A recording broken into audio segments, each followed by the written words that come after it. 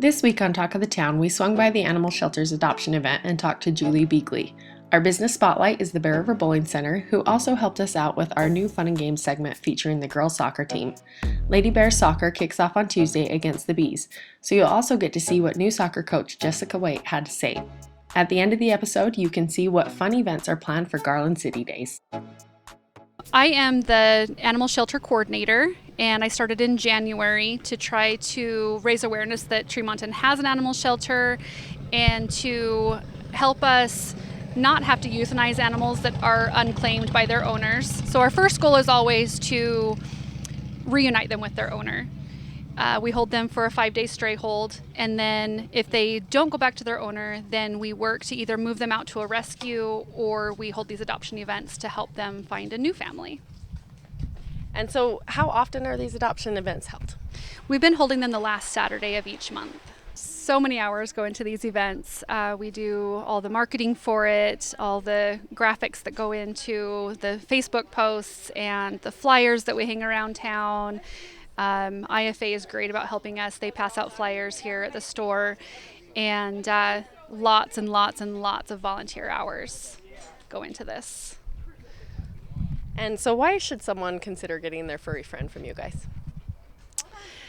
Well, I feel like this is a community issue. We have a lot of animals that go unclaimed, and if we can keep it local and it's more sustainable that way. If we can rehome animals within our own community, it saves on resources where I don't have to travel to get them to rescues out of state, which I've had to do a lot of.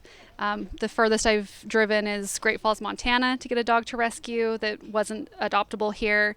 And thankfully he's now been adopted in Montana. But I feel like we can really save resources by having them adopted locally. And so how can people help with the animal shelter? If they can't get a dog, what are some things that they can do? We have a link on our Facebook page that is for cash donations. We can always use cash donations to help with supplies and equipment that we need at the shelter to help us keep running. We just had to put in new AC units with this heat wave going through. Those things get expensive. We currently need a washer and dryer. We're working on a play yard for the dogs so that they have an outdoor space to get some off-leash time. And we also have an Amazon wish list that's found on the About Me section of our Facebook page. We try to keep that current of things that we currently need at the shelter, and it just ships right to the shelter. And when people come to these events, we pass out lists to customers of things that we buy from IFA for the shelter. And so customers can go in and buy something here at the store, and then we keep a bin out here to collect those donations, and we just take them back. So another way is if people can donate their time. I'm always in need of more volunteers. We're at the shelter at least twice a day, every single day. There's no days off from feeding or walking or cleaning. So if anybody has, even one day a week, even if they have literally 1 hour a week that they can come and help, they can email me at jbeagley@tremontoncity.com, and I can email them the application form to volunteer, and then they can come in and train, and that's a really helpful thing. We have hundreds of hours a month of volunteer time. So today we have Finley, Cowboy, and Todd. Finley is less than a year and a half old. He's a black lab mix, and he is just a big goofball. He has a great big bark. If anyone has seen Bolt, the Disney movie Bolt with the big bark, that's a big gentle dog with the giant bark, that's Finley.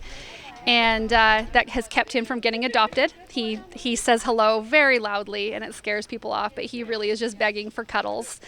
And then we have Cowboy is a yellow lab mix, and we figure less than 5 years, probably around 3 to 4 years is what's been estimated. And he is just an old soul. He is just a big, gentle giant. He's lazy. He is not the adventure dog. He's the sit down and watch your favorite TV series kind of dog. And then we have Todd, that is a ball of energy. He's a Springer. We think he's actually a Münsterlander breed, which is a German hunting dog. He does eat chickens, so he has been adopted and brought back because of that. But he's a real adventure dog. He in one of his previous homes, he was going paddleboarding and kayaking. He loves the lake, and Finley also loves water. Cowboy does not like water.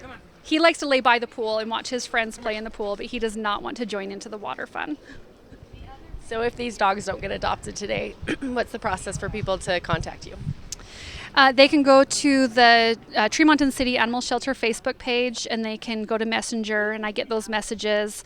They can also call me. That's also on the Facebook page. But I handle all of the adoptions. So if they just reach out to me, then I can help them come meet the dogs and get it taken care of. Today, all of our adoptions are only $50. Usually it's $200. But because we've already had donations toward their vetting, it has helped us reduce that to $50 for these dogs. And so they are all neutered. They're all fully vaccinated. Cowboy and Finley are both microchipped. Todd's adoption will come with a microchip voucher. I just really appreciate the community support that we've had. We are part of the police department, so with our limited staffing and their limited staffing, it really takes a lot of teamwork to make sure that the animals that are running at large are brought in safely, kept safe, kept fed, kept sheltered, and that we find their owner, which is a lot of work. We are working, literally I work 24/7 every week since January, trying to make sure these animals get back to their owner. We've had, I believe we're at 140 animals that we've brought in since I started in January, and we currently have we have 4 dogs in the shelter, including these 3. We have 4 dogs, and then we have 2 cats that are currently in the shelter. We do have a few that are out in foster care, but that's just a handful that we're waiting for them to be, they're cats that we're waiting to be large enough to get them vetted and adopted out. So. The Grille restaurant and Bear River Bowling Center have been a wonderful resource in our community. Chad and Carla Munns were involved with the bowling center for several years before they took over in 2009. By 2012, they had opened the Grille and have been offering a variety of delicious options ever since.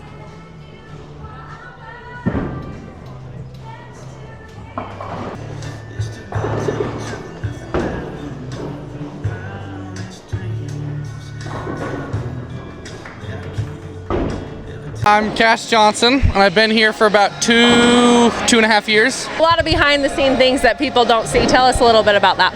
So in the back, it's really not like what anyone thinks. We got a wheel, well not a wheel, but there's a conveyor belt that takes the pins. When you hit them down, it takes them back to a little wheel, and it picks them up and brings them to another conveyor belt, and they drop them in these different little boxes type of deals, and those sit there waiting for what we call the chute. It comes swinging forward and lets the pins drop into the table, and that brings them down and sets them ready to go for the next one. On Mondays, we have our family nights, which is $8 a person plus tax, and that gives you 2 games and your shoe rental all together in one. And then on Tuesdays, we have it used to be $2, but now it's $3 Tuesday. But it's $3 shoes and $3 games. You can bowl as much as you want, and then we just add it all up in the end. And then we're closed Wednesdays and Thursdays for our leagues, so can't come bowling those days. And then all day Friday from 4 to 10 is our Cosmic, which gives you $12 a person plus tax, and that gives you 2 hours of as many games as you want to bowl and your shoes. And then Saturday mornings from 11 to about 5:36 is just our regular rate, which will give you $4.25 for a game and then $3.50 for a pair of shoes. And then from 6 to close is our Cosmic again, which is at 2 hours of unlimited bowling plus your shoes for $12. Why do you think the Bear River Bowling Center is an asset to the community? There's not a whole lot to do around here for like younger kids and little kids. So we feel like there's a lot of things that they can come here and do and hang out.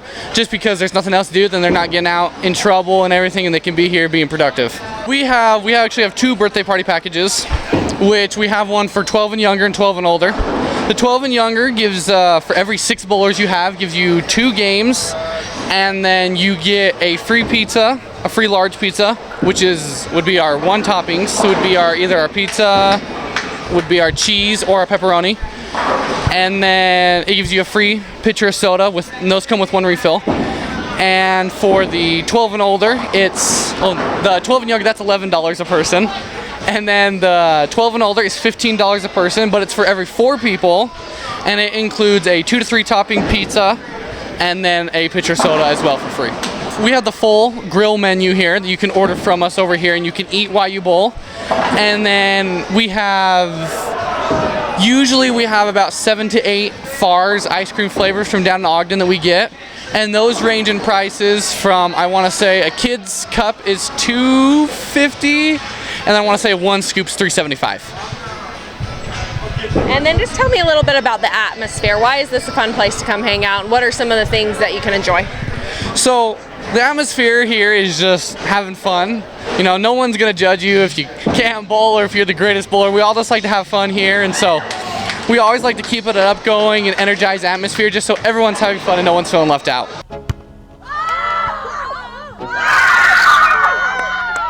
The Grille is a fun and games prize sponsor for Talk of the Town and will provide our winners with a gift card to enjoy delicious options at their restaurant.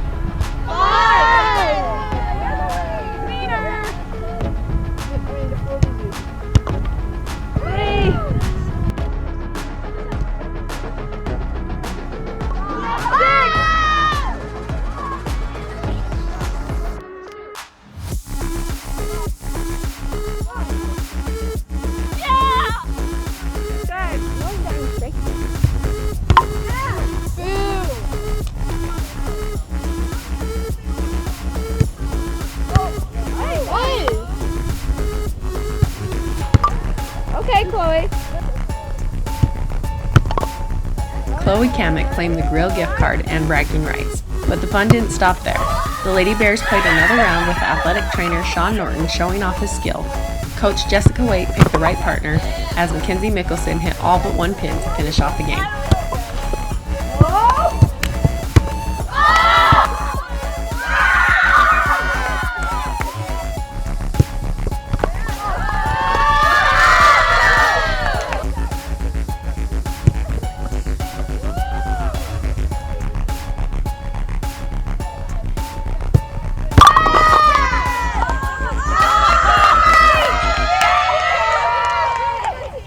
With new soccer coach Jessica Waite. Tell us a little bit about your background in soccer. Yeah, so I started playing soccer around the age of 6 and obviously started with rec and then kind of built through competitive high school. And then I played in college for 4 years. And then coaching wise, I did some like individualized goalkeeping coaching. And then for the 3 years that we were in Oregon, I was a varsity assistant coach. And this is my first year as a head coach. So your husband Trampus Waite gets the football coaching job last year, brings you here, welcomed into the community, and this opportunity comes up. Tell me a little bit about how that process went. Yeah, so there were some rumors that Jesse had thought about stepping aside, and so Trampus was like, you need to apply for the job, like just put your name in. And I had thought about it and I was like, that's a big role to take on, but I love soccer, and the year that I was off, our first year in Utah, I definitely missed the game, and I was like, okay, if I don't get the head job, then maybe I could be an assistant. So I threw my name in and went through the interview process and everything, which was absolutely terrifying, and then they offered me the job, and from then on I was like, all right, I'll take on this new challenge. I like Trampus. It's very fun kind of building a culture. I think that is probably the best part of coaching, aside from just the love of the game, is just getting to know your players and building the relationships with them. So that was my biggest excitement when being offered the job, is to have that opportunity. And so you guys both have your teams in the same season. How's that working so far? We've kind of figured it out so far this summer. With our son, we kind of rotate him between practices. If there's an overlap, either one of us will keep him for a practice. Since we kind of can schedule around each other, he'll have him when I have practice, or I'll have him when he has practice. And then if not, then we try to find somebody to watch him. But it's been, I guess, fairly easy scheduling around each other. It's just that navigating our young one. So some of your staff members, they're actually applied for that position too. Mm-hmm. How have they been an asset to you so far? So they all bring very different things, which I think is good for a coaching staff. You don't want very exact personalities or same exact knowledge. You want a variation, and they all bring kind of their own strengths and weaknesses. Jenna West is very positive and upbeat, and the girls absolutely love her. Karima has a big background of knowledge just from building from her dad and just the love of the game from her as well. And then Alicia actually has head coaching experience and is kind of, I don't want to say a brute in a way, but she is very structured and high expectations, and so they all bring very good but different things. So what would you say is your coaching style, and what can we expect from you and your staff? So I like to be very possession based and kind of build from the back and build up, and I like us to be patient and work through that. But I also expect very high standards of my girls as well, and bringing high energy, and doing that in practice. My hope is that it is reflected in the game as well, and so I hope that they bring that to the games, and that's what we see when we're on the field for games. Tell me what formation you're going to run and which players might be key to that. Yeah, so we are running a 4-3-3 with kind of a more stacked midfield, so we'll have 2 attacking mids and a defensive mid most of the time. Our very key players are Chloe Kamick, the one you interviewed, Mackenzie Mickelson, both seniors. I would say that Sydney Butler is one to watch out for. She's very versatile and is very intelligent. We have our twins who really can play anywhere, but on our outside wings. Honestly, we have a very deep bench in a way. We have a lot of talent for our team. We don't have numbers necessarily this year, but all of our girls are very, very talented and skilled. So those are some of the main that come to my mind right now, but honestly, I could talk about a handful of them. And tell me about, as far as numbers, like your seniors, your captains. Are you guys young? Are you experienced? What do you feel there? So we have 5 seniors, I believe. We haven't chosen captains yet. We do that based off of a voting process, and then a coach's pick as well. Our junior class is very big, so we have an older team, and I think we have 5 freshmen coming in, so our age is on the upper end for sure. So it's going to be hard after we lose this senior class and our junior class next year, but we'll work through it. Okay, and you guys have obviously started doing some stuff in the off season. How has that prepared you, and how do you think you've built your team camaraderie? Yeah, I think the summer stuff has been really good for just building our team chemistry, and then as well as fitness. I think our team overall is pretty fit this year. We've been putting in a lot of work during the summer, kind of picking those little things that we wouldn't necessarily be able to do in our short time from the beginning of official start to our first game, which is next Tuesday. So it's done a lot for us in kind of building what we want to present on the field. Okay, and there's a tough region. What can we expect from Bear River in that? You can expect us to be more competitive this year. I think we're not going to see those 5-0 losses that we were seeing last year. I think we're going to be in games. We're going to be scoring goals. I think you're going to be seeing a lot more attack from us and not necessarily just being on our defensive third of the field. I think we have a lot more confidence too in the attacking third, and that's what we're really trying to kind of build and focus on. But I think the girls are excited and are expecting to kind of be more competitive in games too. Okay, what are some of the goals or focus that you guys have for the season? Kind of like that, just being competitive within games. If we do have a tough region, Mountain Crest was a state champion, so even if there are tough games, keeping our heads held high, keeping that optimism like you heard both of our girls talk about, and not giving up if things aren't going the way that we want them to. That's a big goal for me. And then on Tuesday, you guys play the county rivals, Box Elder. Actually a 2-decade losing streak. How do you plan to end that? Beat them. score some goals. Last year it was 2-1. I think that's a pretty close game. We have to compete the entire time. We can't give up. If we're down 1-0, if we're down 2-0, it's competing the entire time. I think with a 2-1 loss last year, that means that we can beat them.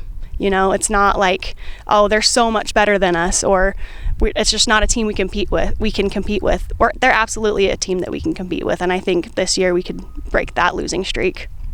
Okay, and what are some other big games that we should watch for? Oh, let's see. I think Ridgeline last year was a 1-0 loss for us. I think that's a competitive game that we could win this year.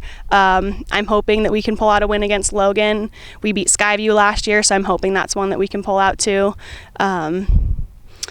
I think the Mountain Crest is going to be really tough. I think Green Canyon is going to be really tough, but it's kind of about our mindsets and expectations for ourselves going into those games. But I'm super excited for my girls, and we're ready to get this started. I'm Chloe Kamek. I play a offensive midfielder, and I've been playing soccer for 9 years.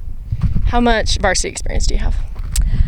I dabbled in varsity as a freshman, just preseason, and then pretty much sophomore and up. And what do you feel are going to be your roles as on the team this year? Transition from defense to offense. That's always a big role for midfield. And just keep, what would be the word? Optimism high. Positivity. What are you most excited for with the season? I'm excited for senior night, and I'm excited to play Box Elder in a week. Okay, and do you have personal or team goals that you want to mention? I would love to score a goal in region for a team goal, and a personal goal is to assist or score a goal in region.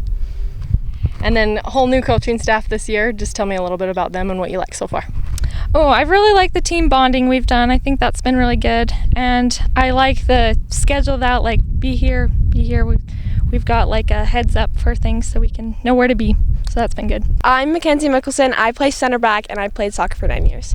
And tell me about your varsity experience. I kind of played a little bit of varsity freshman year, just preseason, and then sophomore year I played a little bit more, and then last year, and yeah.